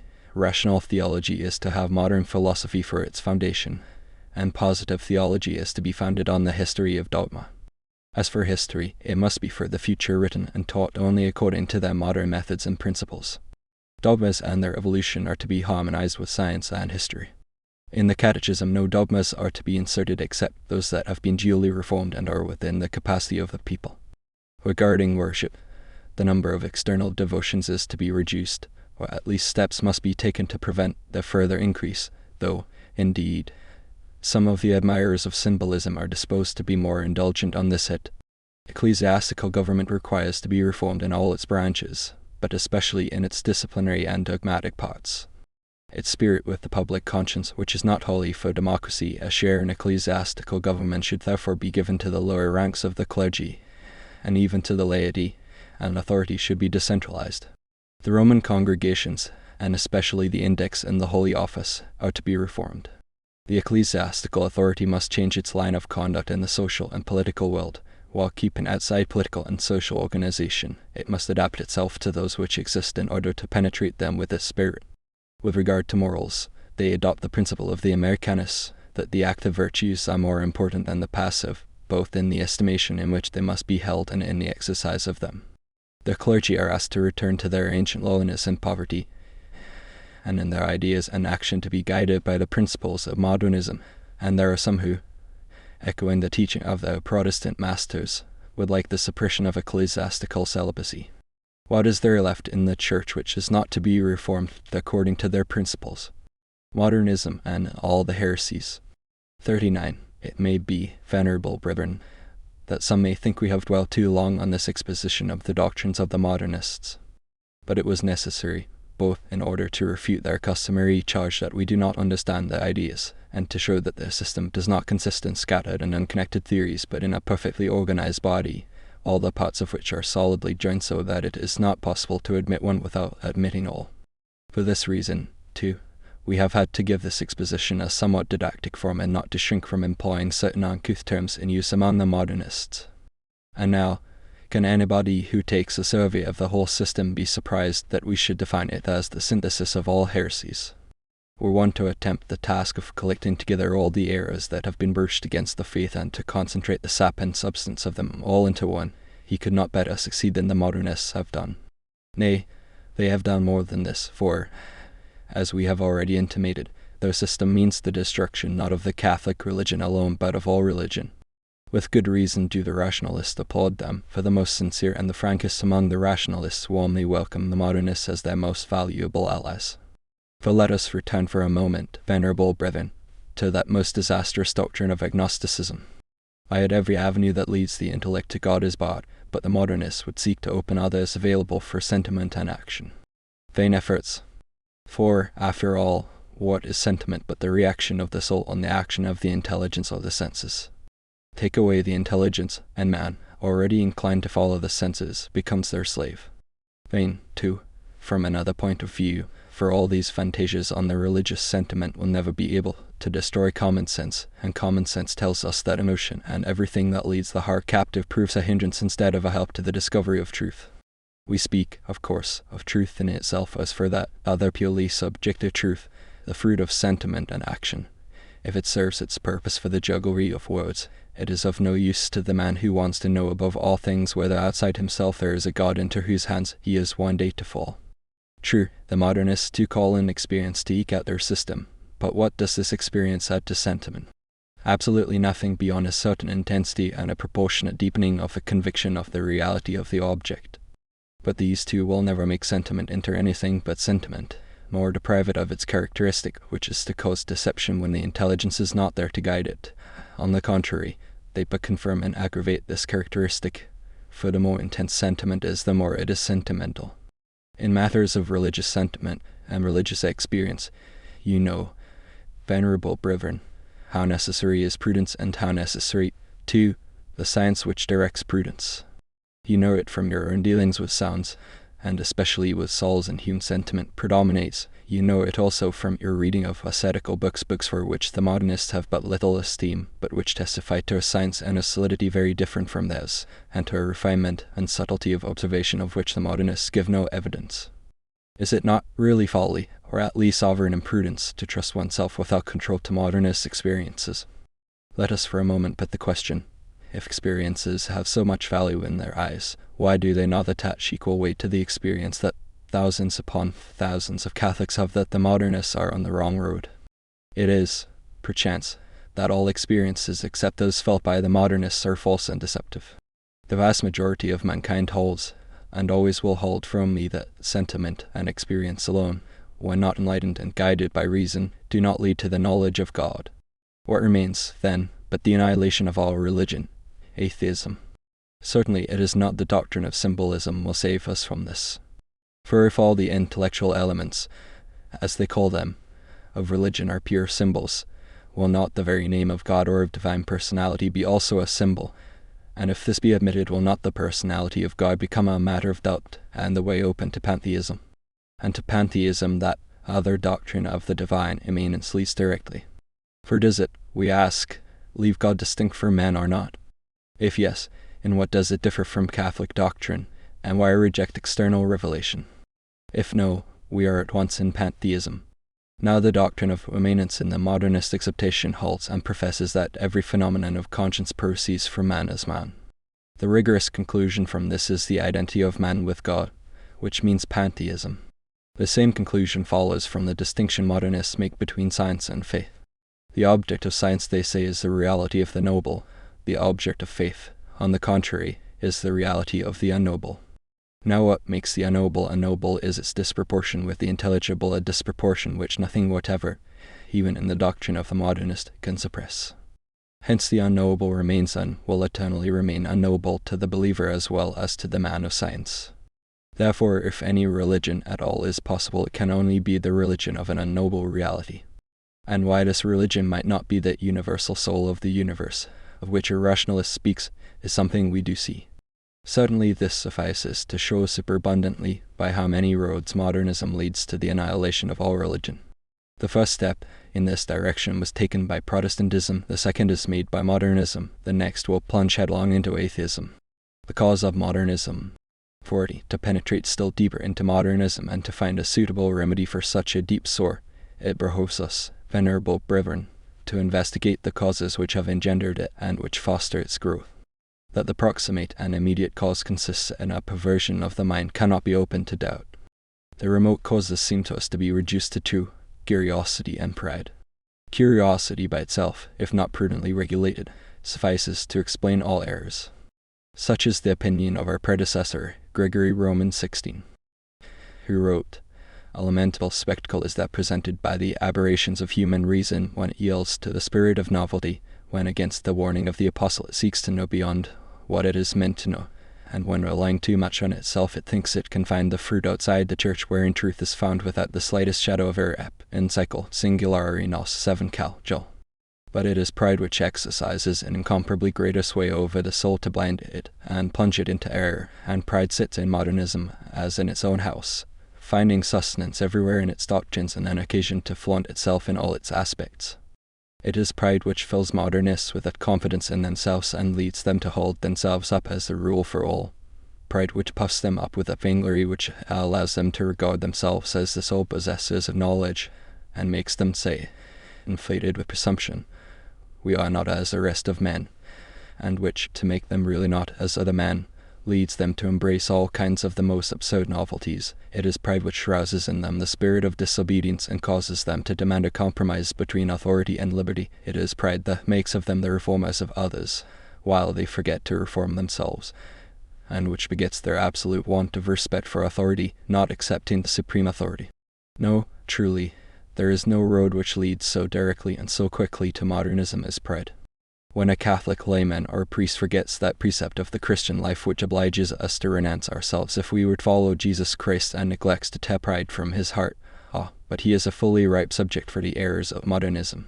Hence, venerable brethren, it will be your first duty to thwart such proud men, to employ them only in the lowest and obscurest offices. The higher they try to rise, the lower let them be placed, so that their lowly position may deprive them of the power of causing damage.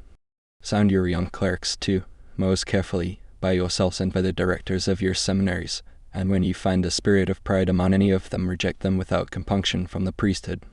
Would to God that this had always been done with the proper vigilance and constancy. 41. If we pass from the moral to the intellectual causes of modernism, the first which presents itself, and the chief one, is ignorance. Yes, these very modernists who pose as doctors of the Church, who puff out their cheeks when they speak of modern philosophy, and show such contempt for scholasticism, have embraced the one with all its false glamour because their ignorance of the other has left them without the means of being able to recognize confusion of thought, and to refute sophistry. The whole system, with all its errors, has been born of the alliance between faith and false philosophy. Methods of propagandism. 42. If only they had displayed less zeal and energy in propagating it.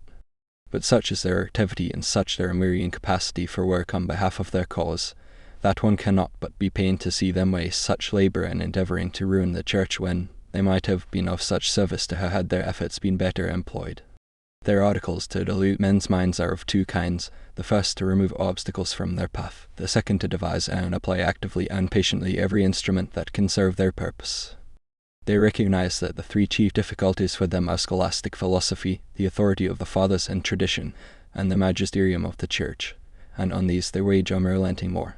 For scholastic philosophy and theology they have only ridicule and contempt. Whether it is ignorance or fear, or both, that inspires this conduct in them, certain it is that the passion for novelty is always united in them with hatred of scholasticism, and there is no surer sign that a man is on the way to modernism than when he begins to show his dislike for this system. Modernists and their admirers should remember the proposition condemned by Pius Roman 9, the method and principles which have served the doctors of scholasticism when treating of theology no longer correspond with the exigencies of our time or the progress of science. Still, Prop. 13. They exercise all their ingenuity in diminishing the force and falsifying the character of tradition, so as to rob it of all its weight. But for Catholics the Second Council of Nicaea will always have the force of law, where it condemns those who dare, after the impious fashion of heretics, to deride the ecclesiastical traditions, to invent novelties of some kind, or endeavour by malice or craft to overthrow any one of the legitimate traditions of the Catholic Church, and Catholics will hold for a law, also, the profession of the Fourth Council of Constantinople, we therefore profess to conserve and guard the rules bequeathed to the Holy Catholic and Apostolic Church by the holy and most illustrious apostles, by the Orthodox councils, both general and local, and by every one of those divine interpreters, the fathers and doctors of the Church. Wherefore the Roman Pontiffs Pius Roman IV and Pius Roman IX ordered the insertion in the profession of faith of the following declaration. The modernists pass the same judgment on the most holy fathers of the Church as they pass on tradition, decreeing, with amazing effrontery, that, while personally most worthy of all veneration, they were entirely ignorant of history and criticism, for which they are only excusable on account of the time in which they lived. Finally, the modernists try in every way to diminish and weaken the authority of the ecclesiastical magisterium itself by sacrilegiously falsifying its origin, character, and rights, and by freely repeating the calumnies of its adversaries. To all the band of modernists may be applied those words which our predecessor wrote with such pain, to bring contempt and odium on the mystic spouse of Christ, who is the true light. The children of darkness have been wont to cast in her face before the world a stupid calumny, and perverting the meaning and force of things and words, to depict her as the friend of darkness and ignorance, and the enemy of light, science, and progress motu propria ad mysticum. 14 March, 1891. This being so, venerable brethren, no wonder the modernists vent all their gall and hatred on Catholics who sturdily fight the battles of the Church. But of all the insults they heap on them, those of ignorance and obstinacy are the favourites. When an adversary rises up against them with an erudition and force that render him redoubtable, they try to make a conspiracy of silence around him to nullify the effects of his attack, while in flagrant contrast with this policy towards Catholics, they lowered with constant praise the writers who range themselves on this side, hailing their works, excluding novelty in every page, with courses of applause. For them the scholarship of our writer is in direct proportion to the recklessness of his attacks on antiquity, and of his efforts to undermine tradition and the ecclesiastical magisterium. When one of their number falls under the condemnations of the Church, the rest of them, to the horror of good Catholics, gather round him, heap public praise upon him, venerate him almost as a martyr to truth. The young, excited and confused by all this glamour of praise and abuse, some of them afraid of being branded as ignorant, others ambitious to be considered learned, and both classes goaded internally by curiosity and pride, often surrender and give themselves up to modernism. 43. And here we have already some of the artifices employed by modernists to exploit their wares. What efforts they make to win new recruits. They seize upon chairs in the seminaries and universities, and gradually make of them chairs of pestilence. From these sacred chairs they scatter, though not always openly, the seeds of their doctrines. They proclaim their teachings without disguise in congresses. They introduce them and make them the vogue in social institutions. Under their own names and under pseudonyms they publish numbers of books, newspapers, reviews, and sometimes one and the same writer adopts a variety of pseudonyms to trap the incautious reader into believing in a whole multitude of modernist writers. In short, they leave nothing untried, in action, discourses, writings, as though there were a frenzy of propaganda upon them. And the result of all this? We have to lament at the sight of many young men once full of promise and capable of rendering great services to the Church, now gone astray. And there is another sight that saddens us too, that of so many other Catholics who, while they certainly do not go so far as the former, have yet grown into the habit, as though they had been breathing a poison atmosphere, of thinking and speaking and writing with a liberty that ill becomes Catholics. They are to be found among the laity, and in the ranks of the clergy, and they are not wanting even in the last place where one might expect to meet them, in religious institutes. If they treat of biblical questions, it is upon modernist principles. If they write history, it is to search out with curiosity and to publish openly, on the pretext of telling the whole truth and with a species of ill-concealed satisfaction, everything that looks to them like a stain in the history of the Church. Under the sway of certain a priori rules they destroy, as far as they can, the pious traditions of the people, and bring ridicule on certain relics highly venerable from their antiquity. They are possessed by the empty desire of being talked about, and they know they would never succeed in this were they to say only what has been always said. It may be that they have persuaded themselves that in all this they are really serving God and the Church. In reality they only offend both, less perhaps by their works themselves than by the spirit in which they write and by the encouragement they are giving to the extravagances of the modernists. Remedies. 44. against this host of grave errors and its secret and open advance, our predecessor Leo Roman XIII, of happy memory, worked strenuously, especially as regards the Bible. But, as we have seen, the modernists are not easily deterred by such weapons. With an affectation of submission and respect, they proceeded to twist the words of the pontiff to their own sense, and his acts they described as directed against others than themselves. And the evil has gone on increasing from day to day. We therefore, venerable brethren, have determined to adopt at once the most efficacious measures in our power, and we beg and conjure you to see to it that in this most grave matter nobody will ever be able to say that you have been in the slightest degree wanting in vigilance, zeal, or firmness. And what we ask of you and expect of you, we ask and expect also of all other pastors of souls, of all educators and professors of clerics, and in a very special way of the superiors of religious institutions. The study of scholastic philosophy. 45. In the first place, with regard to studies, we will ordain that scholastic philosophy be made the basis of the sacred sciences. It goes without saying that if anything is met with among the scholastic doctors which may be regarded as an excessive subtlety, or which is altogether destitute of probability, we have no desire whatever to propose it for the imitation of present generations. Leo Roman XIII, Inc. Eternii Patris.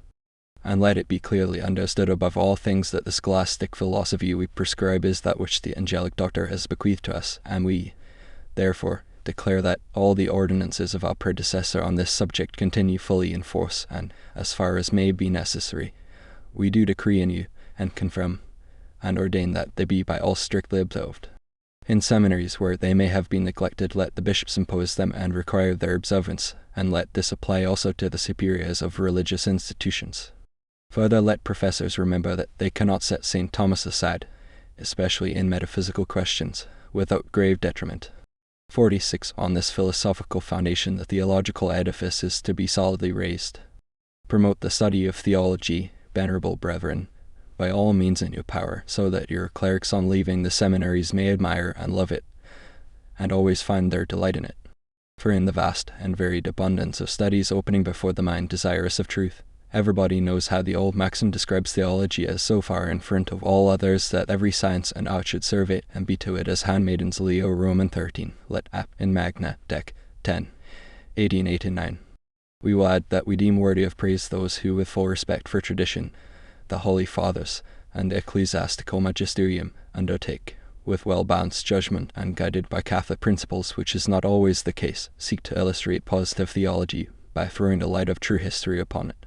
Certainly more attention must be paid to positive theology than in the past, but this must be done without detriment to scholastic theology, and those are to be disapproved as of modernist tendencies who exalt positive theology in such a way as to seem to despise the scholastic.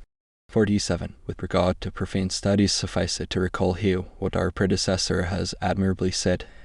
Apply yourselves energetically to the study of natural sciences, the brilliant discoveries and the bold and useful applications of them made in art, times which have won such applause by our contemporaries, will be an object of perpetual praise for those that come after us. Leo Roman XIII, Hallock, March 7, 1880. But this too without interfering with sacred studies, as our predecessor in these most grave words prescribed. If you carefully search for the cause of those errors, you will find that it lies in the fact that in these days when the natural sciences absorb so much study, the more severe and lofty studies have been proportionately neglected. Some of them have almost passed into oblivion. Some of them are pursued in a half-hearted or superficial way, and, sad to say, now that they are fallen from their old estate, they have been disfigured by perverse doctrines and monstrous errors. Locosit. We ordain, therefore, that the study of natural science in the seminaries be carried on under this law. Roman II Practical Application. 48. All these prescriptions and those of our predecessor are to be borne in mind whenever there is question of choosing directors and professors for seminaries and Catholic universities. Anybody who in any way is found to be imbued with modernism is to be excluded without compunction from these offices, and those who already occupy them are to be withdrawn. The same policy is to be adopted towards those who favor modernism, either by extolling the modernists or excusing their culpable conduct by criticizing scholasticism, the Holy Father, or by refusing obedience to ecclesiastical authority in any of its depositories, and towards those who show a love of novelty in history, archaeology, biblical exegesis, and finally towards those who neglect the sacred sciences or appear to prefer to them the profane. In all this question of studies, venerable brethren, You cannot be too watchful or too constant, but most of all in the choice of professors, for as a rule the students are modelled after the pattern of their masters. Strong in the consciousness of your duty, act always prudently but vigorously. 49. Equal diligence and severity ought to be used in examining and selecting candidates for holy orders. Far from the clergy be the love of novelty. God hates the proud and the obstinate. For the future, the doctorate of theology and canon law must never be conferred on anybody who has not made the regular course of scholastic philosophy. If conferred, it shall be held as null and void. The rules laid down in 1896 by the Sacred Congregation of Bishops and Regulars for the clerics, both secular and regular, of Italy concerning the frequenting of the universities, we now decree to be extended to all nations. Clerics and priests inscribed in a Catholic institute or university must not in the future follow in civil universities those courses for which there are chairs in the Catholic institutes to which they belong. If this has been permitted anywhere in the past, we ordain that it be not allowed for the future. Let the bishops who form the governing board of such Catholic institutes or universities watch with all care that these our commands be constantly observed.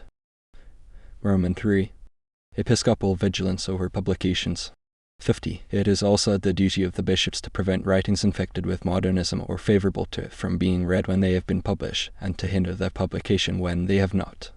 No book or paper or periodical of this kind must ever be permitted to seminarists or university students. The injury to them would be equal to that caused by immoral reading, nay, it would be greater, for such writings poison Christian life at its very fount. The same decision is to be taken concerning the writings of some Catholics who, though not badly disposed to themselves, but well instructed in theological studies and imbued with modern philosophy, strive to make this harmonize with the faith, and, as they say, to turn it to the account of the faith. The name and reputation of these authors cause them to be read without suspicion, and they are, therefore, all the more dangerous in preparing the way for modernism. 51. To give you some more general directions, venerable brethren, in a matter of such moment, we bid you do everything in your power to drive out of your dioceses, even by solemn interdict, any pernicious books that may be in circulation there. The Holy See neglects no means to put down writings of this kind, but the number of them has now grown to such an extent that it is impossible to censure them all. Hence it happens that the medicines sometimes arise too late, for the disease has taken root during the delay. We will, therefore, that the bishops, putting aside all fear and the prudence of the flesh, despising the outcries of the wicked, gently, by all means but constantly, do each his own share of this work, remembering the injunctions of Leo Roman 13. In the Apostolic Constitution of Officium, let the ordinaries, acting in this also as delegates of the Apostolic See, exert themselves to prescribe and to put out of reach of the faithful injurious books or other writings printed or circulated in their dioceses. In this passage the bishops, it is true, receive a right, but they have also a duty imposed on them. Let no bishop think that he fulfills this duty by denouncing to us one or two books, while a great many others of the same kind are being published and circulated. Nor are ye to be deterred by the fact that a book has obtained the imprimatur elsewhere, both because this may be merely simulated, and because it may have been granted through carelessness or easiness or excessive confidence in the author, as may sometimes happen in religious orders. Besides, just as the same food does not agree equally with everybody, it may happen that a book harmless in one may, on account of the different circumstances, be hurtful in another. Should a bishop, therefore, after having taken the advice of prudent persons, deem it right to condemn any of such books in his diocese, we not only give him ample faculty to do so, but we impose it upon him as a duty to do so. Of course, it is our wish that in such action proper regard be used, and sometimes it will suffice to restrict the prohibition to the clergy, but even in such cases it will be obligatory on Catholic booksellers not to put on sale books condemned by the bishop. And while we are on this subject of booksellers, we wish the bishops to see to it that they do not, through desire for gain, put on sale ensign books. It is certain that in the catalogues of some of them the books of the modernists are not unfrequently announced with no small praise. If they refuse obedience, let the bishops have no hesitation in depriving them of the title of Catholic booksellers, so too, and with more reason, if they have the title of episcopal booksellers, and if they have that of pontifical, let them be denounced to the Apostolic See. Finally, we remind all of the Roman 26. Article of the above-mentioned Constitution of Officium. All those who have obtained an apostolic faculty to read and keep forbidden books are not thereby authorized to read books and periodicals forbidden, by the local ordinaries, unless the apostolic faculty expressly concedes permission to read and keep books condemned by anybody. Roman 4. Censorship. 52. But it is not enough to hinder the reading and the sale of bad books, it is also necessary to prevent them from being printed. Hence let the bishops use the utmost severity in granting permission to print. Under the rules of the Constitution Officiorum, many publications require the authorization of the ordinary, and in some dioceses it has been made the custom to have a suitable number of official censors for the examination of writings. We have the highest praise for this institution, and we not only exhort, but we order that it be extended to all dioceses. In all episcopal curias, therefore, let censors be appointed for the revision of works intended for publication, and let the censors be chosen from both ranks of the clergy, secular and regular men of age, knowledge and prudence, who will know how to follow the golden mean in their judgments. It shall be their office to examine everything which requires permission for publication according to Articles Roman 41 and Roman 42 of the above-mentioned Constitution. The censor shall give his verdict in writing. If it be favorable, the bishop will give the permission for publication by the word imprimatur, which must always be preceded by the nihil obstat and the name of the censor. In the Curia of Rome, official censors shall be appointed just as elsewhere, and the appointment of them shall appertain to the master of the sacred palaces, after they have been proposed to the cardinal vicar and accepted by the sovereign pontiff.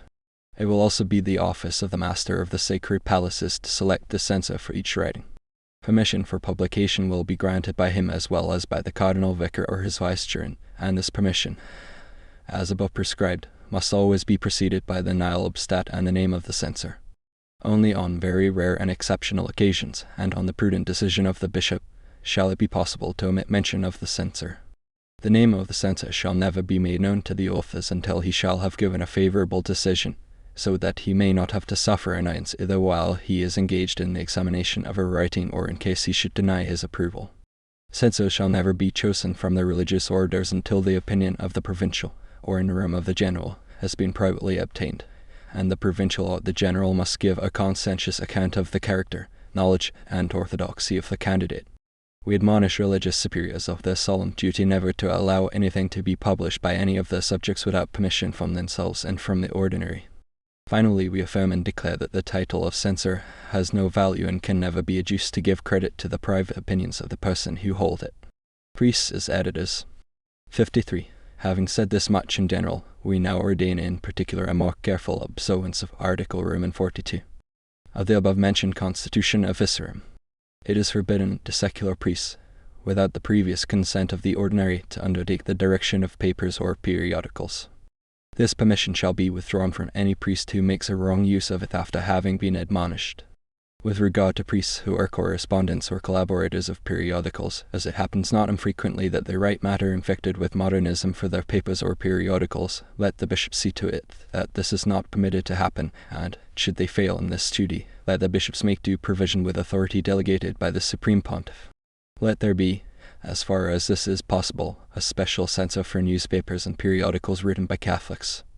It shall be his office to read in due time each number after it has been published, and if he find anything dangerous in it, let him order that it be corrected. The bishop shall have the same right even when the censor has seen nothing objectionable in the publication. P. Congresses. 54. We have already mentioned congresses and public gatherings as among the means used by the modernists to propagate and defend their opinions. In the future, bishops shall not permit congresses of priests except on very rare occasions. When they do permit them, it shall only be on condition that matters appertaining to the bishops or the apostolic see be not treated in them, and that no motions or postulates be allowed that would imply a usurpation of sacred authority, and that no mention be made in them of modernism, Presbyterianism, or Laicism. At congresses of this kind, which can only be held after permission in writing has been obtained in due time and for each case, it shall not be lawful for priests of other dioceses to take part without the written permission of their ordinary. Further, no priest must lose sight of the solemn recommendation of Leo Roman 13. Let priests hold as sacred the authority of their pastors. Let them take it for certain that the sacerdotal ministry, if not exercised under the guidance of the bishops, can never be either holy, or very fruitful, or respectable. Let Encyclical Nobilis and Megalorum, 10 Feb. Vidios and watch committees. 55. But of what avail, venerable brethren, will be all our commands and prescriptions if they be not dutifully and firmly carried out. And, in order that this may be done, it has seemed expedient to us to extend to all dioceses the regulations laid down with great wisdom many years ago by the bishops of Umbria for those, in order, they say, to extirpate the errors already propagated and to prevent their further diffusion, and to remove those teachers of impiety through whom the pernicious effects of such diffusion are being perpetuated.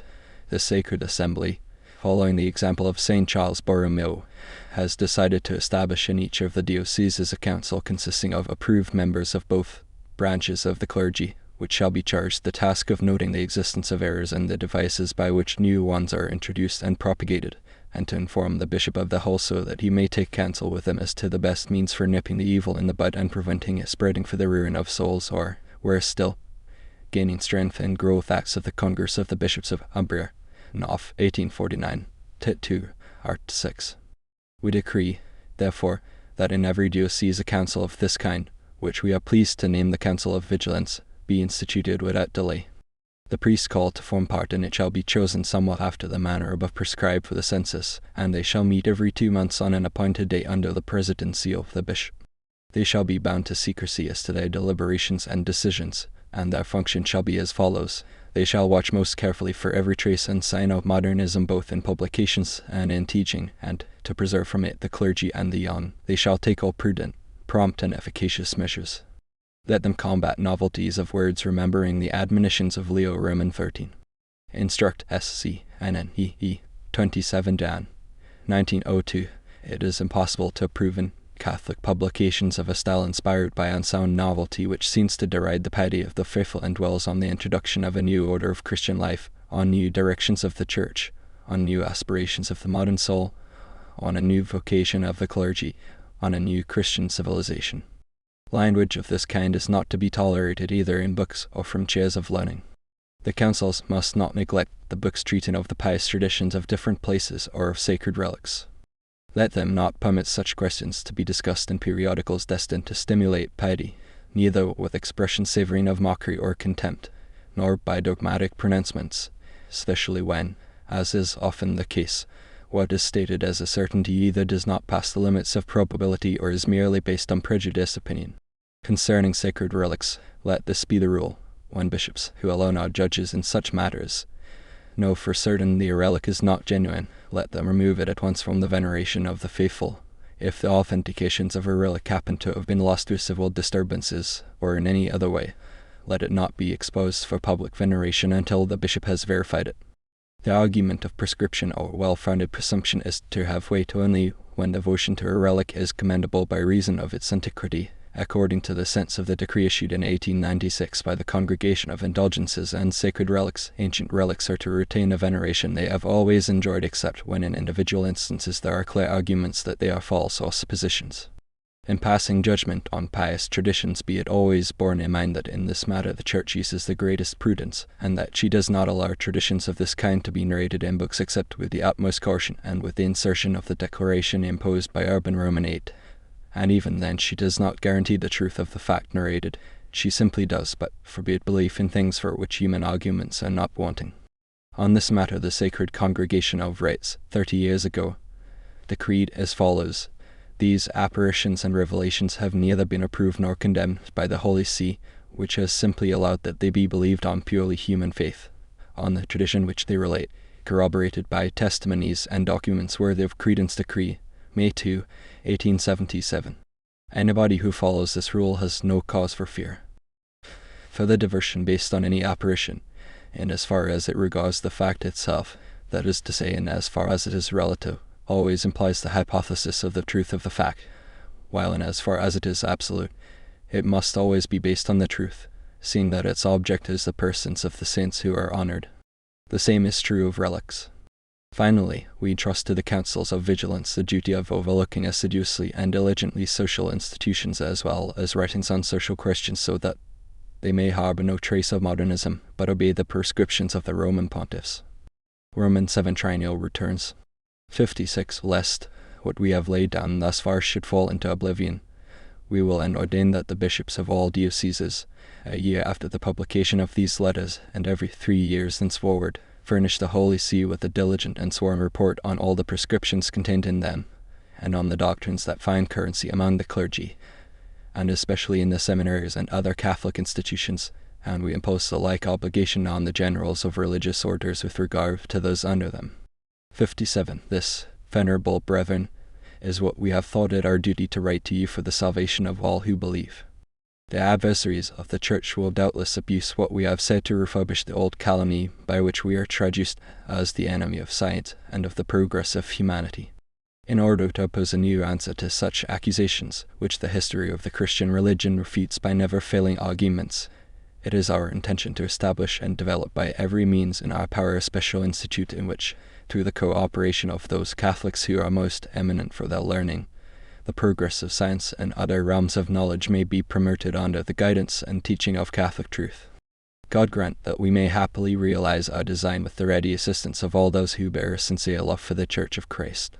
But of this we will speak on another occasion. 58. Meanwhile, venerable brethren, fully confident in your zeal and work, we beseech for you with our whole heart and soul the abundance of heavenly light, so that in the midst of this great perturbation of men's minds from the insidious invasions of error from every side, you may see clearly what you ought to do and may perform the task with all your strength and courage. May Jesus Christ, the author and finisher of our faith, be with you by his power, and may the Immaculate Virgin, the destroyer of all heresies, be with you by her prayers and aid. And we, as a pledge of our affection and of divine assistance in adversity, grant most affectionately and with all our heart to you, your clergy and people, the apostolic benediction. Given at St. Peter's, Rome, on the 8th day of September, 1907, the 5th year of our pontificate.